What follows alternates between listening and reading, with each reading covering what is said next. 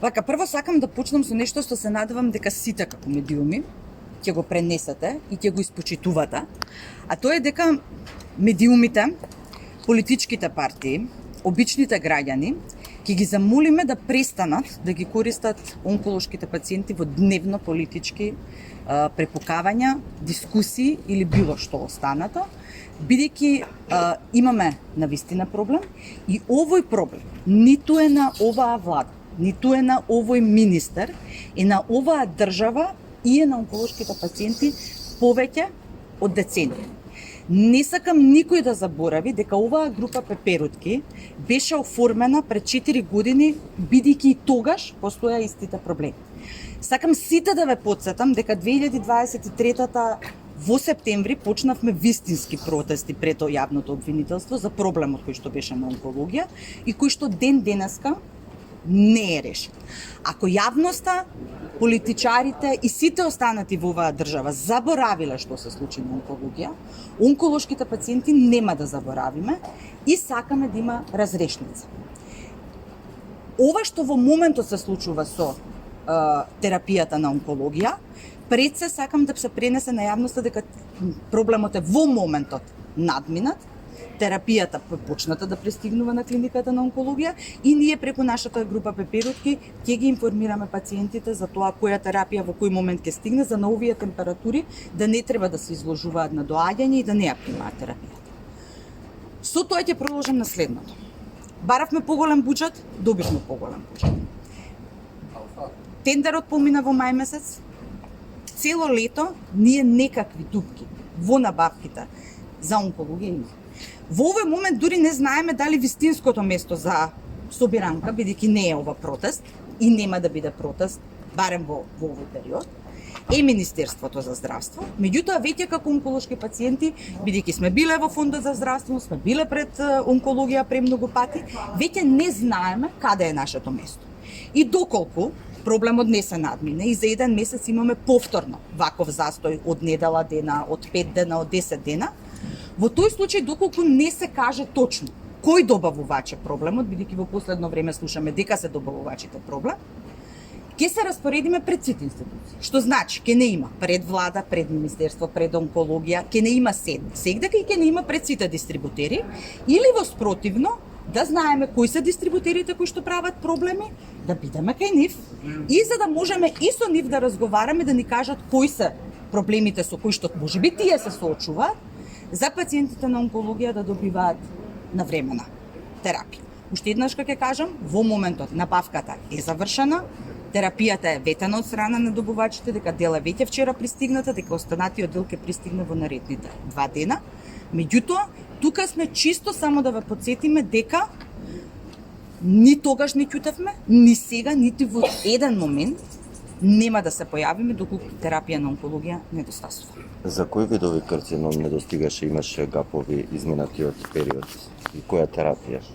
Терапијата која што недостасува најчесто е истата, станува збор за филвестран, за золатекс, веќе ги имате списоците, беа објавени неколку пати. Она кое што е поразлично е што овој пат имаше недостаток и на терапија која што е на позитивната листа, односно делот цитостацитите, што до сега се немаше случајно во ваков обем. Сето тоа е надминато, тоа е терапијата која што прва е стигната и пациентите ќе ја примаат терапијата. Имате ли информација дали има доволно залика пристигнати за сите пациенти да бидат покриени или да се обратиме на онкологија? Јас се надевам дека има, бидејќи е така кажано во изјавата која што ја даде онкологија, има и на официјално на нивниот Facebook профил, дека терапијата е пристигната и дека нема да има дисконтинуитет на сите пациенти и нашата желба и надеж е дека е тоа токму така како што се кажува дека е. А зашто доведува ова доцнење на терапијата кај пациентите кои треба да ја примаат? Ова не го правиме прв пат и ова не знаеме да го кажеме. Значи, ниту ние сме медицински лица, ние сме пациенти. Она што доведува е страв, револт и неизвестност. Сите останати работи до кои што доведува, никој не е во можност да ви каже, бидејќи јас на вистина не знам, вете не е ова прв пат јас да зборувам или да се собираме прв пат. Не постојат клинички студии на кои што вели ние сега ќе одложиме за 10 дена терапијата, ќе одложиме за месец дена, ќе одложиме за 2 недели. Значи, она кое што нас ни е важно дека вие, односно оваа држава, во изминатите 5 години онколошките пациенти во постојаност, без разлика и без оглед на кој е министер, на кој е на власт, ги држи во некаква неизвестност со терапијата. Она кое што го сакаме е да знаеме дека не бараме привилегии, едноставно сакаме терапијата да е навремена и да е континуирана, за да можеме да го работиме она за кое што беше оформена оваа група, а тоа е да си помагаме едни на други со совети, психолошки да си помагаме и да работиме на превенција. Македонија е се уште држава која што, не знам колку знаете, пред 25 години бевме лидери во онкологијата во овој дел од светот. Каде сме сега? Превенцијата е застаната. Не е застаната вчера, ја немаме со децени. Законот за лекови е застанат. Позитивната листа со сите оние подобрувања кои што ги направивме во изминатата година е недоволна. Скрининг програма имаме непостоечка во момент, што значи дека доколку не го решиме овој проблем, ние постојано не можеме да почнеме да работиме на другите проблеми кои што повторно не враќаат овдека. Доколку не се почне да се работи на добра превенција, на одлични скрининг програми кои што во рани фази ќе ги детектираат, буџетот на онкологија континуирано ќе треба да се зголемува, бидејќи се зголемуваат цените на лековите и бројот на пациенти.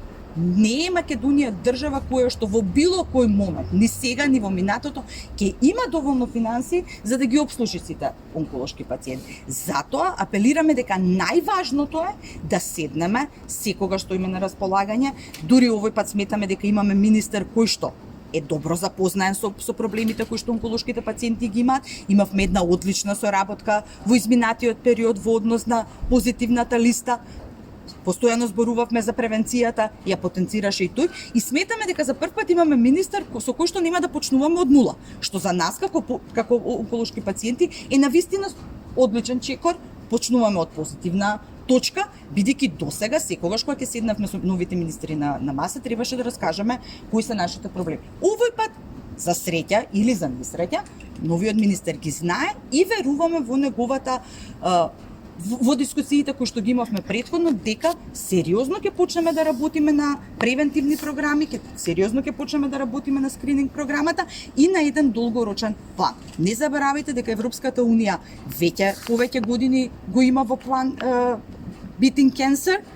Македонија заостанува во тој план. Значи не можеме да се бориме со ракот, со атхок решенија, со краткотрајни решенија. Мора да се донесе стратегија во секој сегмент на борбата со ракот на долгорочни стази и денеска сме точно поради тоа тук. Да потсетиме дека сме тука секогаш кога ќе нема терапија или секогаш кога ќе се соочуваат пациентите со било какви потешкоти, а ги имаат доста и во однос на дијагностиката и на следењето на болеста, дека ќе продолжиме да инсистираме на тоа дека ни требаат долгорочни стратегии.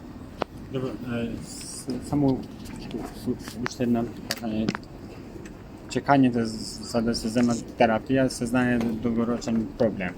Дали сте во контакт со Министерство за да го дават терапија и во други градовите, не само во... Со Министерството сме во постојан контакт. Зборувано е уште претходно за децентрализацијата кој што они сакаат така да ја нарекуваат, јас не баш ја сакам.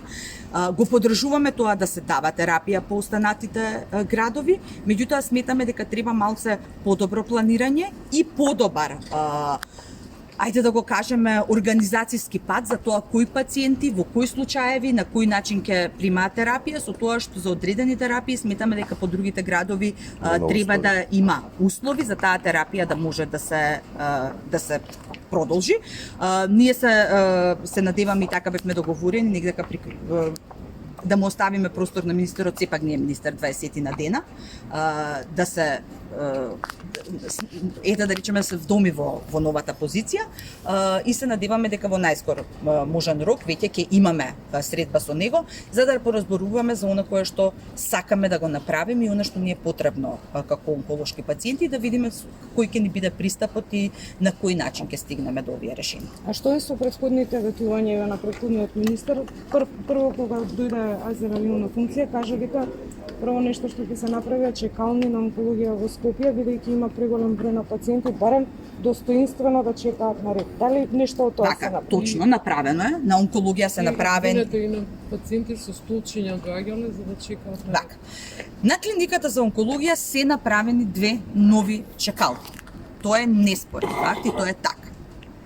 Дали 2 чекални ќе го решат проблемот на онкологија, додека не го решиме проблемот со нови пациенти, со други центри, нема да го решиме. Таа клиника нити била изградена, нити била во некој момент планирана за овој број на пациенти. И уште еднаш да потенцирам, не е Македонија исклучокот во светот во однос на онколошките пациенти изголемениот број.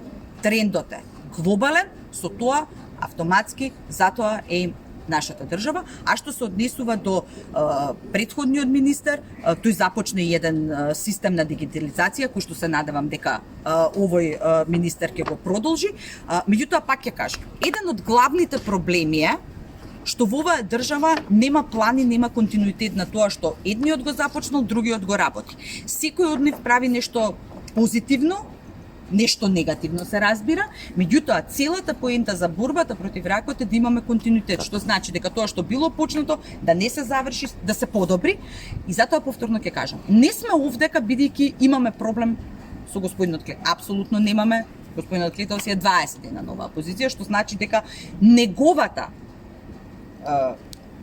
улога во проблемот со терапија е минимална, е непостоечка во овој случај, бидејќи ја имавме кога тој не беше министер. Затоа ќе кажам, не сакаме и воопшто не ни е поентата да најдеме винови.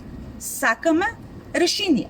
Бидејќи сме ние пациенти, немаме решение, како пациентска организација, секогаш работиме, секогаш имаме увид во тоа како се прави од страна, меѓутоа, доколку немаме континуитет и немаме долгорочни стратегии, секогаш ќе се враќаме без оглед на тоа кој е министер, без оглед кој е директор на клиниката на онкологија, ние ќе се враќаме на истото. А тоа е огромен број на пациенти, бидејќи нема превенција, недостаток на терапија, бидејќи терапијата е премногу скапа, а ние не сме држава која што можеме да постигнеме со тоа, лоши закони во однос на набавка, кои што треба да се променат, кои што треба да се следат, потоа доаѓаат па дури и казни ако треба за дистрибутерите, доколку дистрибутерите се оние кои што се постојан проблем и на крајот на денот доколку навистина дистрибуцијата во Македонија е проблемот, дајте да разговараме, постојат комори, постојат здруженија на веледрогери во оваа држава, дајте да зборуваме со нив како овој проблем да го надминеме.